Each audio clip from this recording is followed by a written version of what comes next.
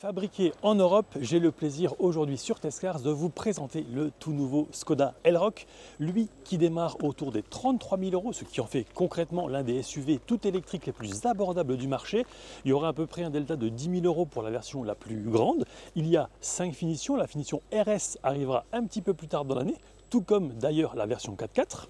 Et on démarre comme d'ordinaire par le design et les dimensions. C'est parti! Cet Elroq mesure 4,48 m de long, 1,88 m de large pour 1,65 m de haut. L'empattement, lui, il est de 2,76 m pour un rayon de braquage de 9,30 m.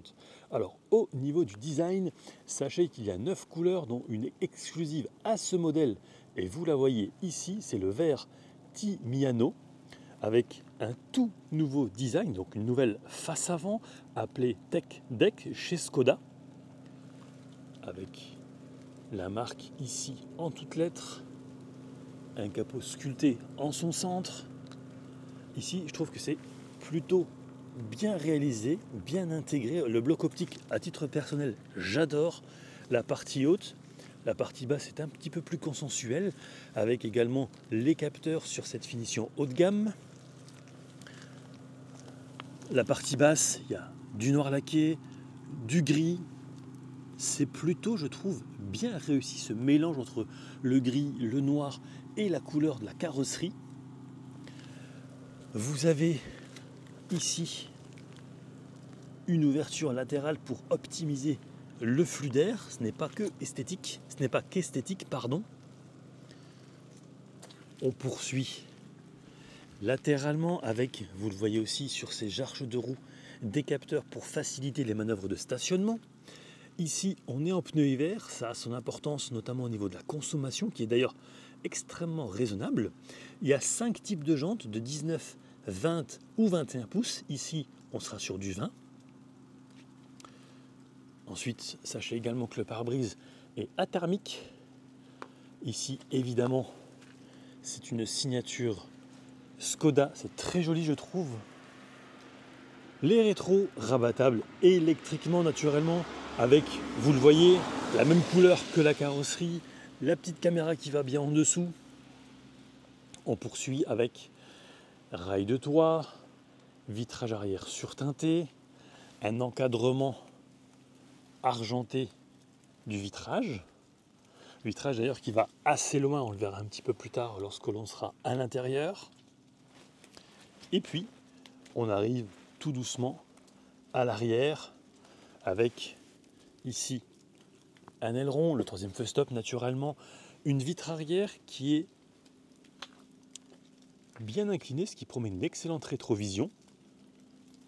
Les optiques naturellement à LED à l'avant comme à l'arrière. Le nom du modèle juste ici. On retrouve ici également une écope, mais qui pour cette fois est factice. Ça ne sera pas du tout comme à l'avant. Et puis naturellement la marque en toutes lettres. Entre la plaque et la marque, la petite caméra, avec naturellement les capteurs également en partie basse. 85 pour 85 kW. Ça, c'est la capacité de la batterie. Donc, voilà pour un tour rapide. Mais naturellement, vous avez encore certains éléments très importants. À commencer par cette prise de charge. On va parler moteur dans un instant.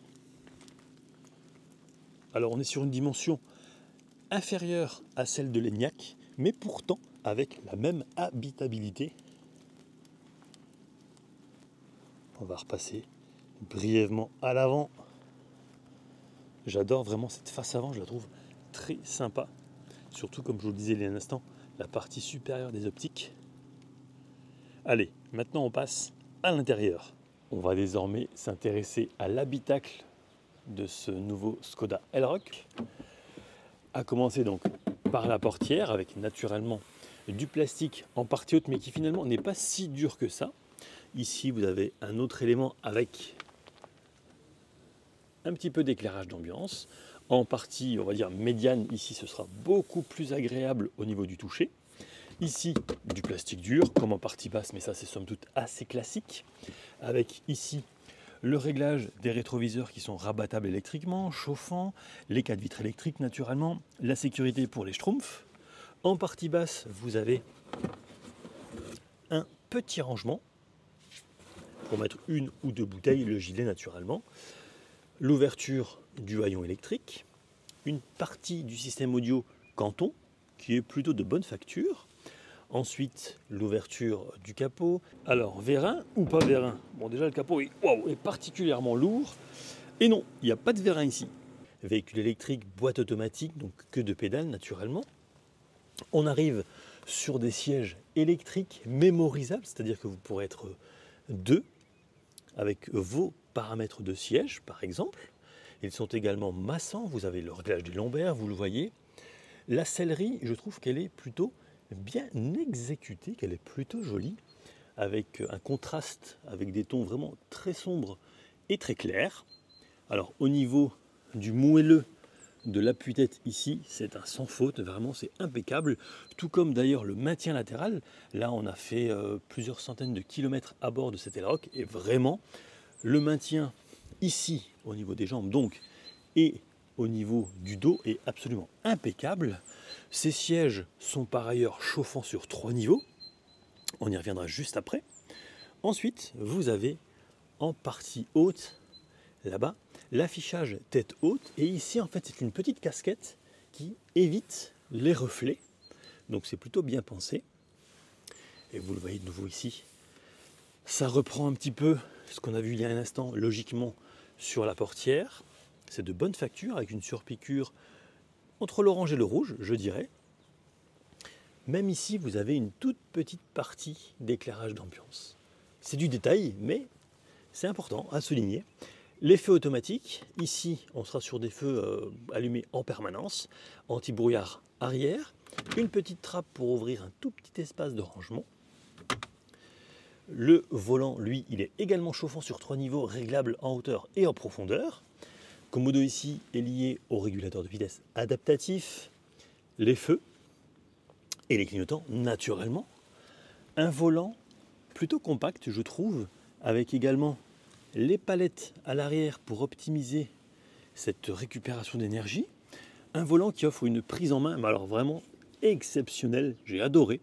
J'adore quand ici c'est assez fin, donc franchement c'était un régal. Alors, partie gauche, vous avez notamment le volant chauffant. À gauche de cette commande, la commande vocale. Ici, vous pouvez aussi gérer le volume, les différentes pistes ou les différentes stations de radio. À droite, ce sera lié au Z à la conduite, juste là. Et puis, on va le voir dans un instant, on peut aussi naviguer dans les menus avec les commandes situées sur la droite. Là-bas, ce sera les essuie-glaces. Alors moi, justement, je vais m'installer à bord. Voilà. À savoir que vous avez 3 choix de design à l'intérieur. Loft, Lodge, comme c'est ici le cas, avec ses ceintures colorées. Ou alors, également, Suite. C'est la même habitabilité que l'ENIAC. Alors, on va maintenant s'intéresser à l'écran qui est juste ici, voilà. En prenant soin de fermer la portière. Donc, cet écran, il mesure 5,3 pouces, mais surtout, il regroupe pas mal d'informations importantes. Donc, à commencer par, en bas à gauche, l'autonomie restante, le kilométrage qui correspond naturellement à l'autonomie. En haut à gauche, la vitesse, l'heure, la vitesse également maximale ici. À droite, vous avez notamment le frein de parking. En haut à droite, la température. Et ça, c'est quelque chose que vous allez pouvoir paramétrer avec ce bouton ici. Avec notamment à gauche, vous le voyez, une des nombreuses aides à la conduite. Donc voilà, vous aurez 3 possibilités ici.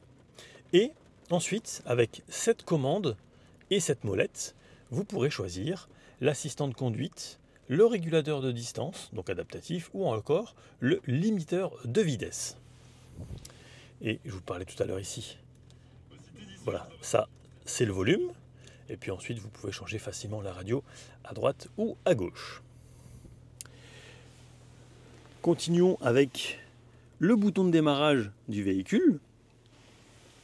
Alors, je vous montre également l'affichage tête haute. Je ne sais pas si vous verrez grand chose, mais c'est juste... Ah oui, si, on voit un petit peu à droite de mon doigt. On va reculer volontairement. On va prendre un petit peu de hauteur avec ici Vous le voyez, large pare-soleil, ce qu'il faut pour mettre un ticket de parking typiquement, et un miroir avec une lampe juste au-dessus. Ensuite, éclairage de plafonnier, le bouton e-call naturellement. Même traitement au niveau du pare-soleil, du miroir et de la lumière pour le passager. Ça, c'est vraiment bien qu'il soit logé à la même enseigne. Et puis, on va maintenant parler de cet écran central de 13 pouces. Alors, il y a pas mal de choses à dire. On va commencer donc par les raccourcis ici, notamment la clim immédiatement. On coupe le son. Tonalité, voilà, si vous aimez un petit peu paramétrer certaines choses, vous aurez quand même accès au grave, au médium ou aux aigus. On peut évidemment mettre le focus au centre de l'habitacle ou par exemple diriger uniquement vers le conducteur ou la conductrice.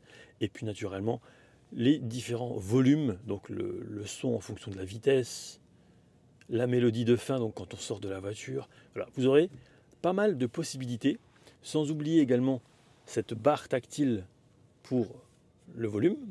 On peut aussi choisir de couper le son ou pas directement ici. Ensuite, donc, hop, je reprends ce menu. Voilà, dernière destination, bon, c'est un raccourci de navigation. Favoris médias, c'est évident. Et vous pouvez également choisir plusieurs autres menus, rubriques, donc notamment l'éclairage d'ambiance. Vers la maison, c'est encore une fois un raccourci naturellement. Station de charge, c'est important sur un modèle tout électrique. Voilà donc quelques-unes des possibilités. Laura, c'est l'assistant vocal. Voilà. Donc on va remonter. Alors, terminé simplement. Oui, voilà, simplement. Donc voilà pour ce menu raccourci. Ensuite, on va aller au menu véhicule avec différents réglages. Typiquement extérieur, intérieur. Donc là, on va par exemple pouvoir régler l'abaissement en marche arrière du rétro de droite. Le statut, bien voilà, pas besoin de faire l'entretien. Les pneus sont à la bonne pression. Pneus hiver, d'ailleurs, c'est important sur cette voiture parce que nous sommes en conditions hivernales avec des pneus hiver sur une version toute électrique. Donc ici, on a différentes informations liées à la consommation. Bon, depuis la recharge, voilà, j'ai fait quelques mètres en pente, donc c'est tout à fait cohérent. On reprend le menu véhicule avec l'éclairage de la route. Voilà, vous avez la possibilité notamment de mettre les feux directionnels ou non. Vous le voyez, la sensibilité du capteur. Mode voyage, ça c'est extrêmement pratique parce que par exemple, je suis allé à Goodwood l'année dernière et j'y retourne d'ailleurs cette année en juillet. Donc ça permet vraiment d'adapter les projecteurs donc les feux pardon, pour une circulation à droite ou à gauche. C'est bien pensé. Ensuite, l'éclairage confort, c'est assez facile. Par exemple, quand vous quittez le véhicule, ça permet d'avoir un éclairage si vous n'en avez pas naturellement. Donc là, c'est par exemple pour 10 secondes, mais vous pouvez aller jusqu'à 30. Et puis, voilà, vous avez aussi l'animation des feux arrière que vous pouvez choisir avec deux différentes possibilités. Vous pouvez aussi les désactiver, cette animation. On revient, voilà, ici, les pneus classiques, la pression des pneus. Je le rappelle, la pression des pneus se fait principalement à froid. Et puis l'habitacle, avec notamment les réglages liés à l'affichage tête haute qu'on peut activer ou non, parce que certains aiment, d'autres pas du tout. La luminosité également, système d'aide à la conduite, la navigation. Voilà, on peut choisir l'information ou les informations que l'on souhaite afficher sur cet affichage tête haute. Et puis voilà, ici on va réinitialiser les données de conduite. Éclairage intérieur, donc ça forcément, ça va être l'intensité de cet éclairage. Les sièges, alors les sièges, vous le voyez, voilà, on peut aussi accéder directement au réglage du siège passager avant. Ensuite, on revient au menu principal avec évidemment le menu recharge qui est extrêmement important sur un modèle 100% électrique. Donc là, je ne vais pas vous expliquer, je pense que c'est assez simple. Mais ce qui est bien, c'est qu'on peut aussi régler la charge, par exemple, jusqu'à 80%, avec une plage de recharge classique entre 20 et 80% qui sera la plus rapide. On peut aussi optimiser cette consommation avec le préconditionnement de la batterie. D'ailleurs, l'habitacle est également préconditionnable. Les lieux de recharge mémorisés. Bon, là, voilà, nous on fait un test, donc c'est pas forcément le plus important. Et on arrive au réglage avec typiquement le battery care mode. Donc, ça va permettre d'optimiser la durée de vie du véhicule. Le planificateur d'itinéraire est extrêmement important. On n'a même plus besoin de prendre son téléphone pour savoir où sont les prochaines bornes du parcours. On revient ici. Donc, alors, les différentes aides à la conduite, alors là, elles sont vraiment très nombreuses. Je citerai le système anti-collision, vous le voyez, le maintien dans la voie, l'alerte de vitesse, le front assist, ça c'est super important. Il y a également l'alerte d'angle mort, l'assistant de virage qui permet de surveiller si un véhicule arrive en sens inverse, l'aide au maintien dans la voie, la reconnaissance des panneaux, mais qui est perfectible, et sachez également qu'il y a jusqu'à 9 airbags au sein de l'habitacle. Allez, on repart tout de suite sur cet écran. Ensuite, vous avez la possibilité d'activer donc évidemment les caméras depuis cet écran. Au niveau qualité, bon, c'est pas exceptionnel, mais soit.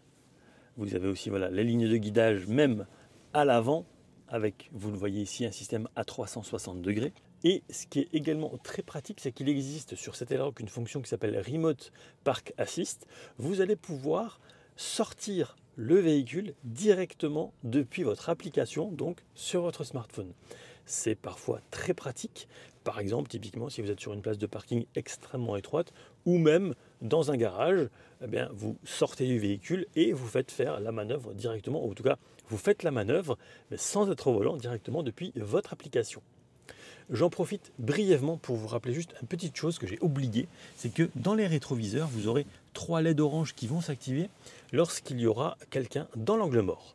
On revient donc sur ce parc assist. Bon, là, c'est pas possible, parce qu'évidemment, c'est pas vraiment les bonnes conditions. Et réglage, voilà, là, vous pouvez avoir, par exemple, la fonction de freinage en manœuvre, même en marche arrière, ça c'est extrêmement pratique. On revient donc sur ce menu caméra, ici, avec, voilà, vous l'avez vu aussi, un grand angle disponible pour la caméra arrière. Ensuite, poursuivons ici avec les différents profils de conduite. Bon, ça typiquement, les modes de conduite, avec une différence, notamment entre le mode éco et le mode sport, direction différente, réactivité de l'accélérateur également, et puis le mode individuel. Donc là, on va pouvoir gérer certaines choses grâce au châssis dynamique, par exemple. Donc là, on va pouvoir régler le châssis en confort ou en sport. Nous, on va le laisser en normal. La direction normale ou sport. Ici, éco, normal ou sport pour le mode d'entraînement. Même le son du moteur extérieur. Bon, évidemment, nous, on le laisse toujours en normal. Le régulateur de vitesse adaptatif sur différents modes. Et puis la clim éco ou normal. Voilà, on peut aussi tout réinitialiser simplement et rapidement. Ce que j'aime beaucoup, c'est que c'est vraiment réactif comme écran. Et ensuite, le menu siège va vous permettre en fait d'adapter ce siège-là au siège-là en maintenant simplement le bouton synchroniser. Ensuite, vous avez la clim stationnaire, donc le Web Basto. Ça, c'est vraiment bien parce que ça va vous permettre de rentrer dans l'Elrock avec un habitacle préchauffé, donc c'est vraiment du confort supplémentaire. L'éclairage d'ambiance, voilà, vous avez plusieurs possibilités. On active les feux et vous le voyez par exemple, voilà, blanc ici. Ici on est sur océan, c'est bleuté. Race, ça va être rouge. Individuel, et ça on peut aussi désactiver cet éclairage d'ambiance hein, si on le souhaite. Et puis vous aurez aussi la possibilité de paramétrer ces couleurs vraiment à votre guise avec une palette assez large. Et puis aussi la luminosité des différentes zones, des différentes zones de personnalisation en fait. On revient ici, donc l'éclairage d'ambiance. On l'a vu, voilà. Voilà pour le menu véhicule. Ensuite, les différentes aides à la conduite. Alors ce qui est bien, c'est que vous pouvez avoir une vue en 3D. Ça c'est chouette, ça permet d'aller peut-être un peu plus vite. Et puis si vous préférez la liste, vous l'aurez ici. Voilà. En sachant que par exemple, pour tout ce qui est trajectoire, vous pourrez même avoir un retour de trajectoire en orange directement dans l'affichage tête haute. Donc ça, j'en ai déjà parlé, on ne va pas désactiver quoi que ce soit. Ici, on l'a vu il y a un instant, c'est un raccourci pour le Web Basto, donc le préconditionnement de l'habitacle. On peut aussi, si on le souhaite, ajouter certaines choses, notamment la position de l'affichage tête haute ou encore la protection volumétrique et aussi l'auto-hold Ça, c'est extrêmement pratique en pente, typiquement. On revient ici. Donc voilà, là, j'ai rajouté l'auto-hold, par exemple. Le volume.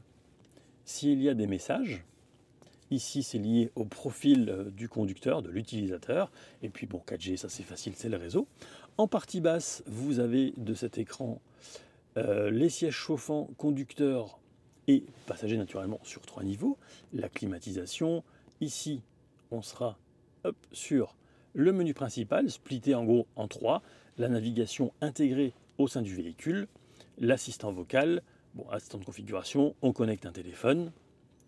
Ensuite, vous avez donc la température, j'en ai parlé, voilà, le menu, évidemment le menu musique avec la radio, le téléphone en Bluetooth, la navigation intégrée. Alors, on va faire un test. Voilà, on va mettre Chalais-la-Cabane de Tim. Démarrage. Veuillez vous diriger vers l'itinéraire indiqué. Bon, au niveau réactivité, c'est absolument impeccable et vous aurez classiquement une vue en 3D. Ici, les différentes possibilités de recharger. Vous pouvez aussi paramétrer cette chose-là. Voilà, par exemple, une borne avec plus ou moins de 50 kW ou plus ou moins que 100. Unity, PowerPass, voilà, en fonction des cartes aussi que vous avez. Ensuite, ici, l'itinéraire, vue globale.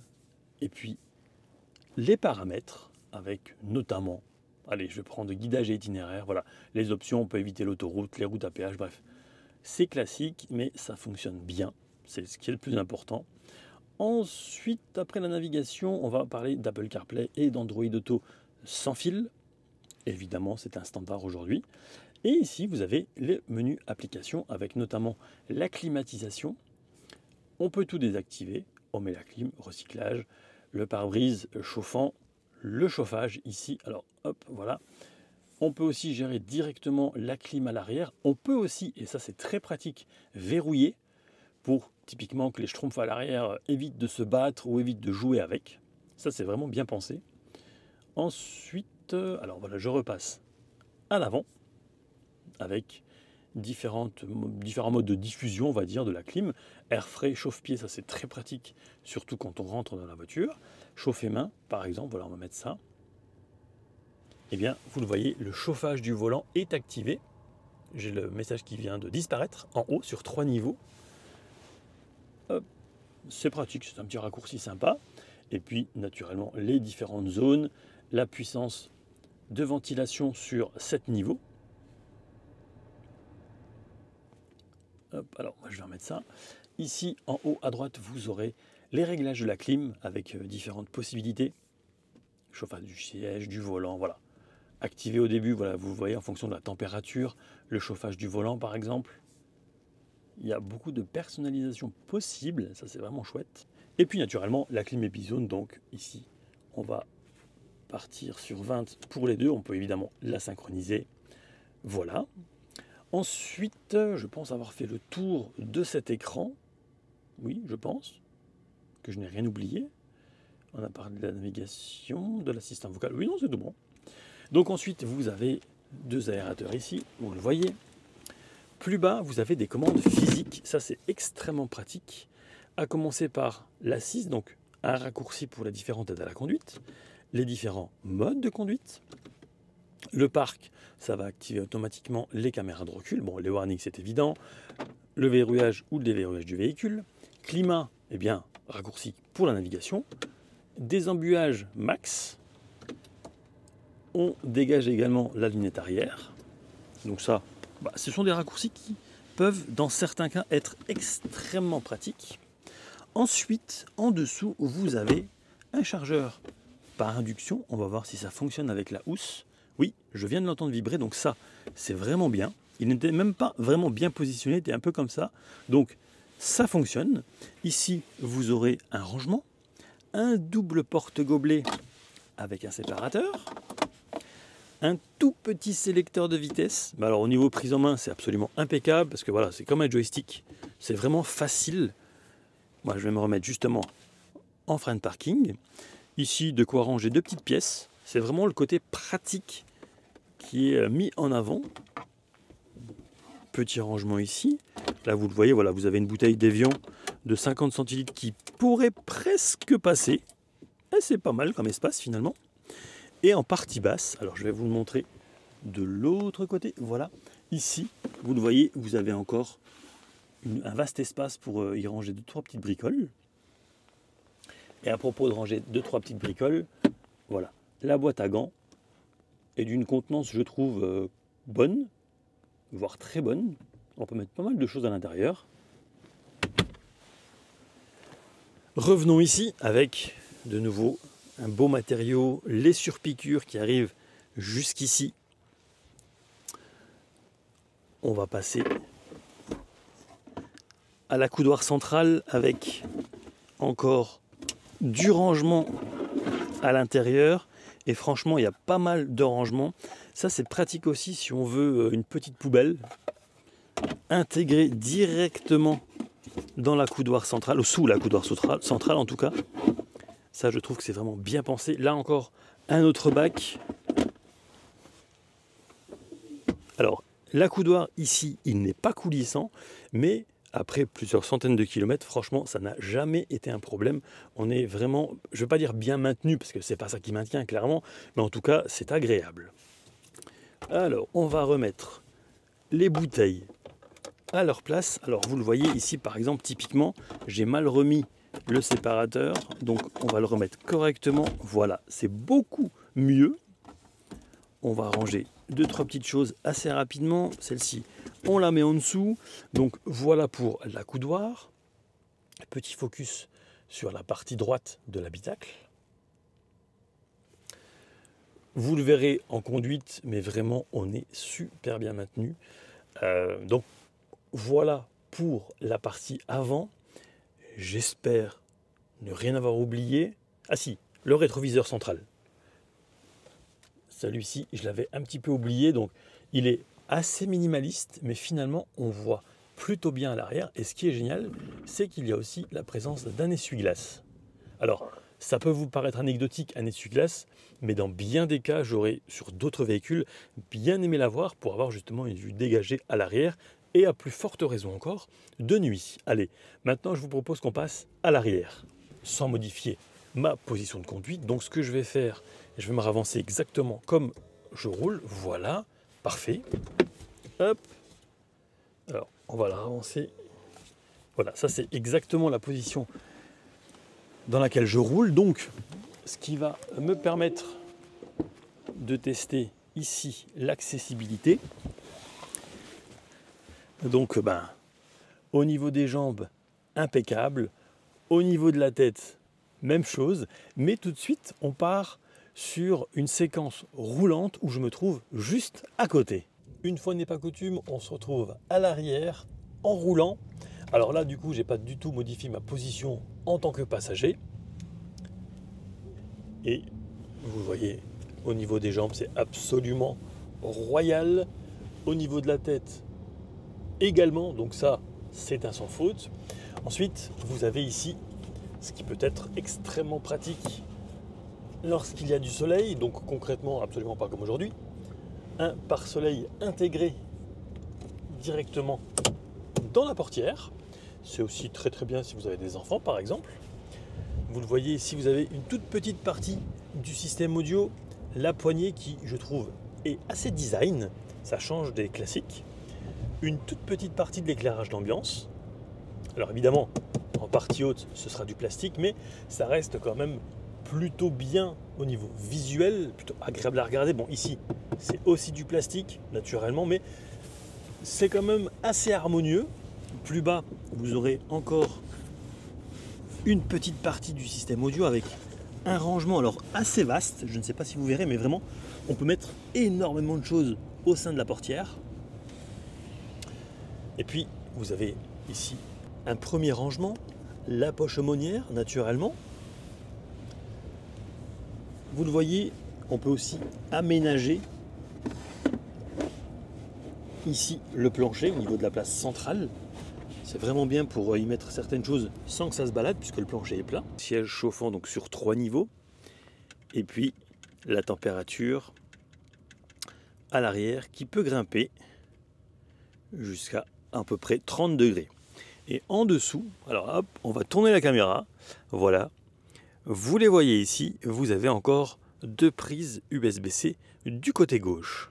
Focus sur l'autre côté, où vous avez également ce qu'il faut pour vous accrocher, donc une poignée de maintien. Ici, ce qui va bien pour mettre une chemise. Et je vais vous le montrer ici, vous le verrez mieux. Voilà, c'est exactement la même chose de mon côté. Donc ça, c'est vraiment extrêmement pratique. On retrouve également des poignées aux places avant. À l'arrière, vous avez plafonnier tactile. Et puis, vous avez comme à l'avant évidemment les ceintures de couleur rouge. Appui-tête extrêmement confortable. Vous le voyez aussi, les sièges sont un petit peu creusés. Je trouve que la finition est bonne au niveau des couleurs et matières. C'est plutôt bien exécuté. Alors évidemment, les sièges des extrémités sont compatibles Isofix, vous le savez, c'est comme la plupart du temps. Et là, on est sur un accoudoir assez long, assez large aussi. On peut déplier ça pour avoir accès à un double porte-gobelet. Et vous avez également une trappe pour accéder directement au coffre. L'intérêt ici, comme souvent sur ce genre de véhicule, c'est que vous pouvez mettre par exemple un élément assez long, même en étant 4 au sein de l'habitacle. Alors, si je range pas ce qu'il faut et comme il faut correctement, ça va pas aller. Voilà, c'est nettement mieux. Donc présentation arrière, plutôt sympa. Et vous le voyez ici, vous avez aussi un appoint, un petit surplus, on va dire, de luminosité au sein de l'habitacle, ce qui concrètement aujourd'hui n'est vraiment pas du luxe. Donc voilà comment on est à l'arrière. Au niveau du dossier, c'est quand même, je trouve, assez vertical. Donc on n'est pas là pour faire une sieste, même si on pourra se reposer, ça reste vraiment, comme je le disais il y a un instant, assez vertical. Et voilà la vue qu'on a si l'appui-tête n'est pas relevé, puisque dans ce cas-là, voilà ce que ça donne. Et si on se décale, ce sera forcément toujours un peu plus intéressant en l'absence de toit ouvrant ou même de toit panneau, qui n'est d'ailleurs pas prévu sur la production de l'Elrock. Donc globalement, et notamment, vous voyez ici, avec ce petit élément qui ressort, eh bien on est extrêmement bien installé au niveau des jambes, et comme je vous le disais il y a un instant, au niveau du dos, ce sera assez vertical. Et chose pratique, à l'arrière, lorsque le conducteur mesure 1,65 m, il y a vraiment énormément d'espace aux jambes. J'aurais peut-être pas dû dire sa taille. Quoi qu'il en soit, ici, on est vraiment sur un espace de type limousine. Allez, chauffeur. Sortez. Non. Allez, chauffeur, s'il vous plaît. Non. Et je vous propose maintenant qu'on passe au volume du coffre. Le haillon du Skoda Elrock est motorisé. Le volume minimal dans cette configuration est de 470 litres. Et c'est un coffre qui est plutôt bien aménagé, bien pensé, je trouve, avec un premier espace de rangement ici. Ici, vous avez un crochet pour arrimer certaines choses, typiquement un sachet de course. Vous le voyez, vous avez aussi un filet ici. Ça, c'est vraiment super pratique dans bien des cas. Naturellement, de nouveau, ce crochet ici. Une prise 12 volts juste là, avec comme à droite, le même compartiment pour y ranger certaines choses. Vous avez encore de la place ici, par exemple, pour un petit kit de nettoyage.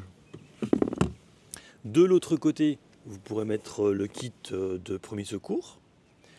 Et ce qui est très intelligent, c'est que juste sous la plage arrière, vous le voyez, vous avez ce qu'il faut pour mettre le câble. Donc un filet, simplement.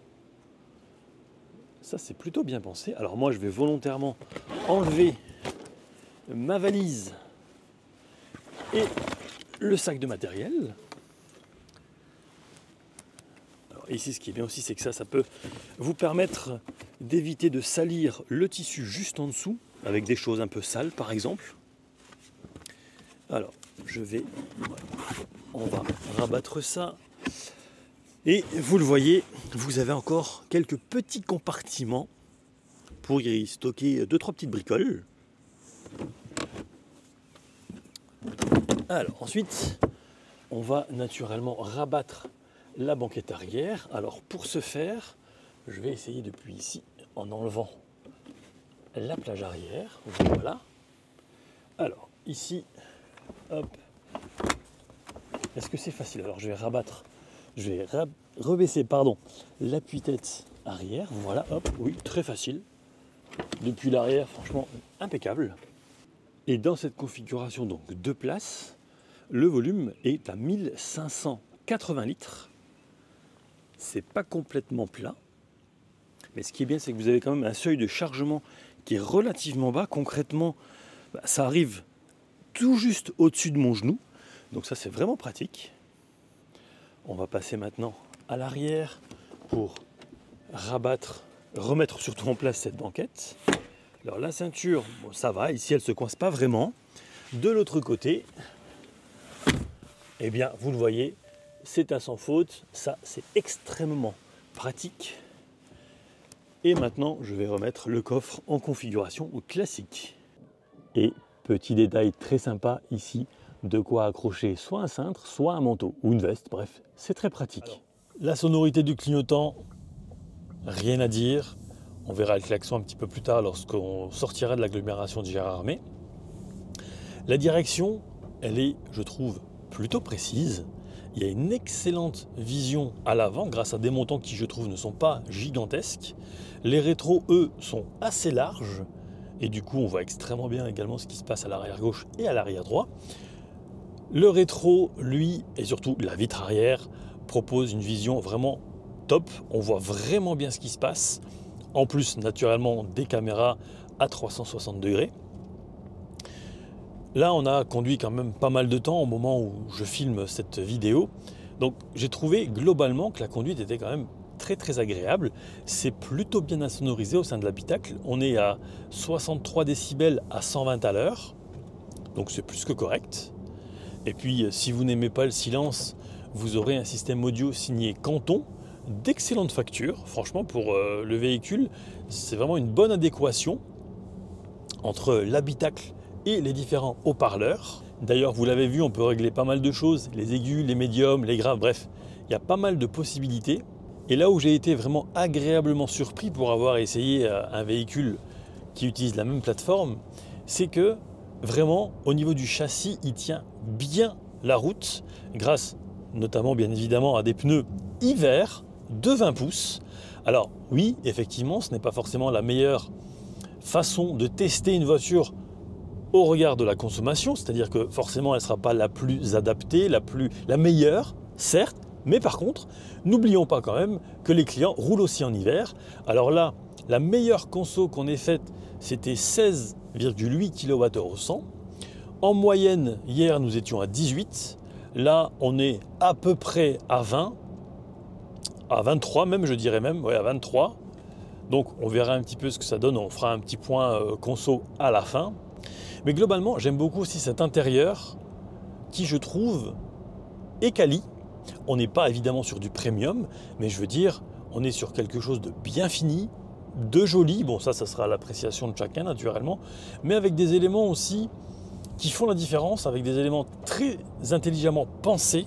Après, au niveau du design, bon là, je vous donne une petite anecdote. Voilà, j'adore les poignées de portière. Vraiment, je trouve ça magnifique. Ça change de ce qu'on a l'habitude d'avoir dans une voiture, même si c'est clairement pas ça l'intention d'achat.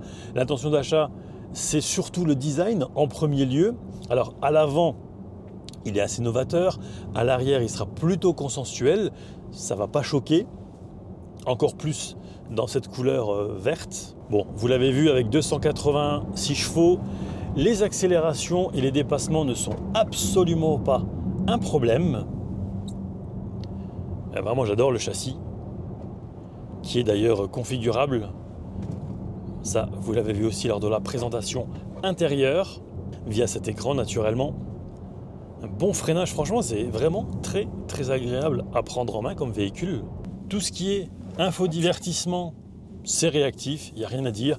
Forcément, la compatibilité Android Auto et Apple CarPlay aide aussi, puisque du coup vous pourrez vous passer complètement de la navigation intégrée au véhicule. Alors sachez aussi qu'au niveau de la récupération d'énergie, vous aurez plusieurs possibilités.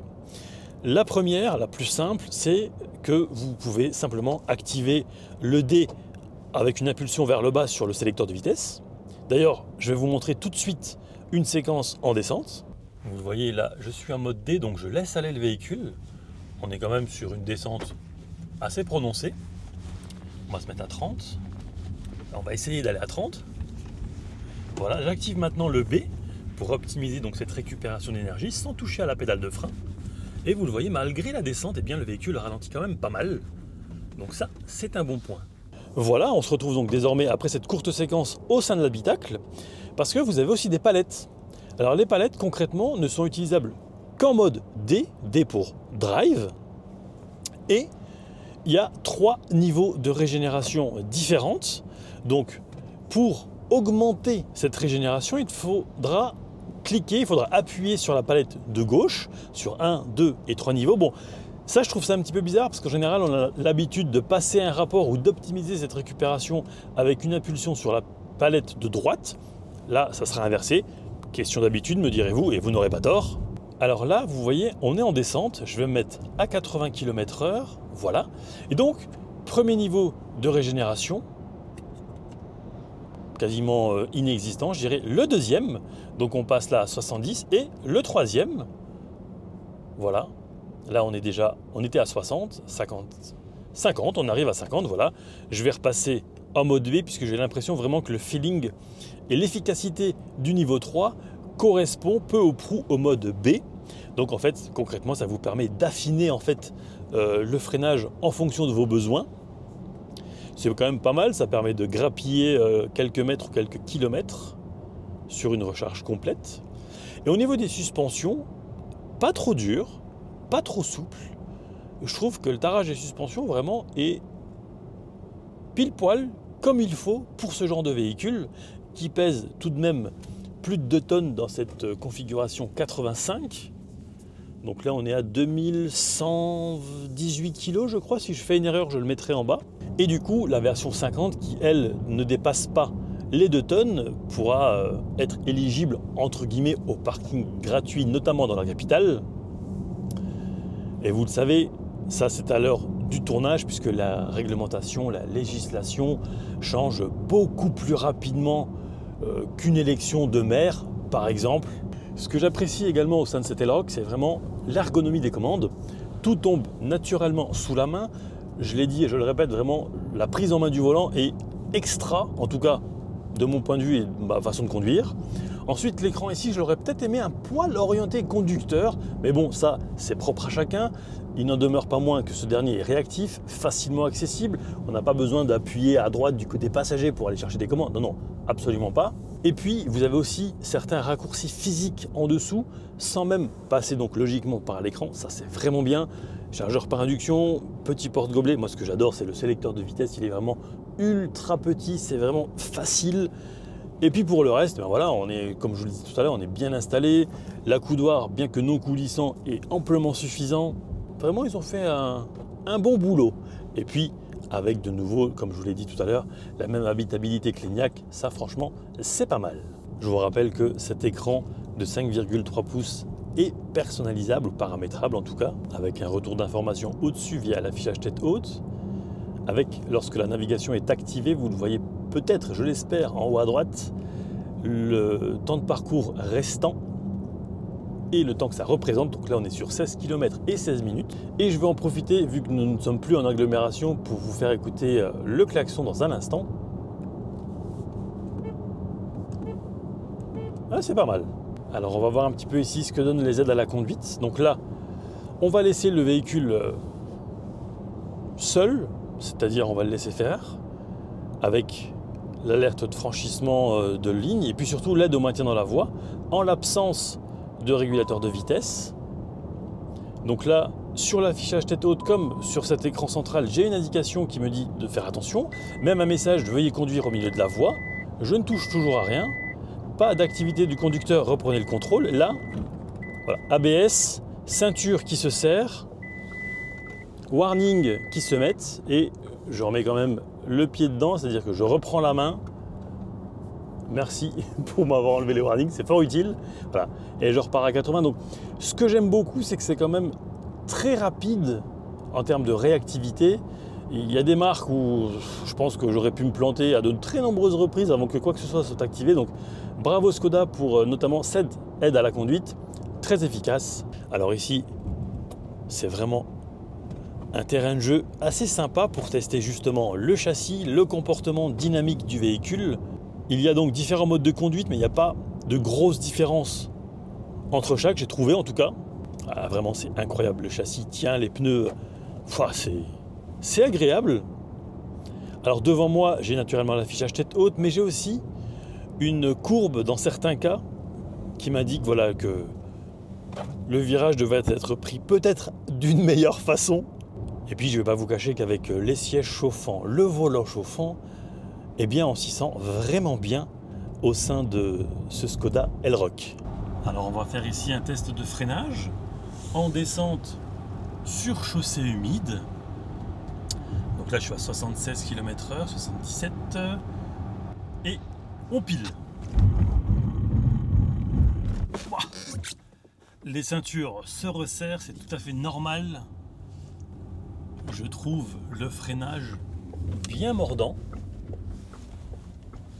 On va refaire exactement la même chose, mais cette fois-ci en montée. Voilà, là on est à 80 km/h, on va maintenir ce rythme.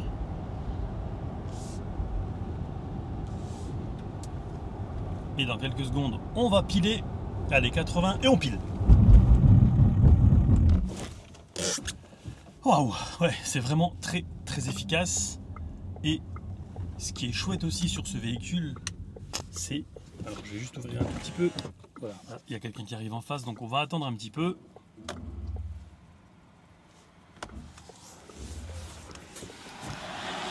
Vous avez également, je trouve, un excellent rayon de braquage.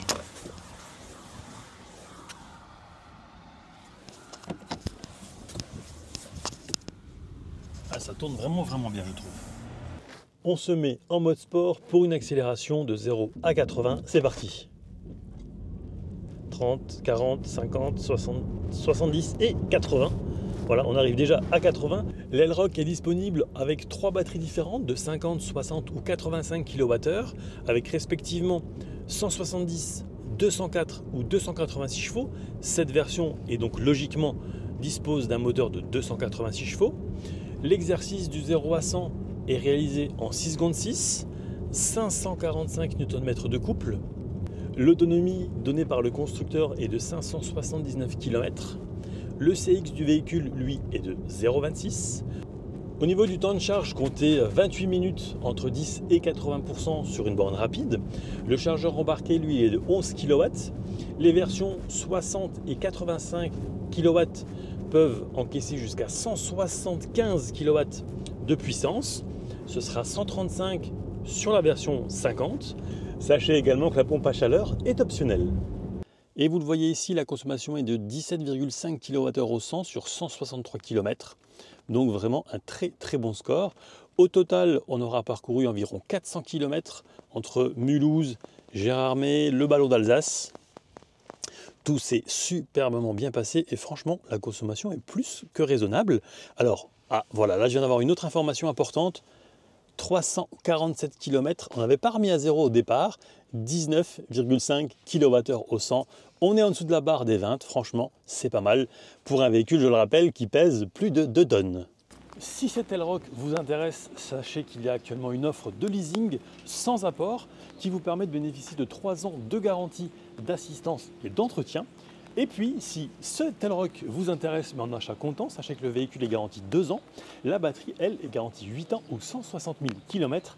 Mais moi, celui que j'attends avec impatience, c'est l'Elroq en finition RS de 340 chevaux.